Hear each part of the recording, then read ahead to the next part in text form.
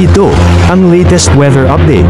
Alamin ang pinakasariwang ulat panahon ngayon dito sa Information TV Educational Channel. Patuloy pa rin po nakakaapekto yung mainit na hangin na nagmumula sa karagatang Pasipiko o yung easterlies sa malaking bahagi po na ating kapuluan, na kung saan ngayong gabi ito yung magdadala ng mga kalat-kalat na pag-ulan, mga pagkidlat at pagkulog sa bahagi po ng Aurora, Quezon, Camarines Norte, Camarines Sur, pati na rin sa Catanduanes at sa bahagi po ng Albay.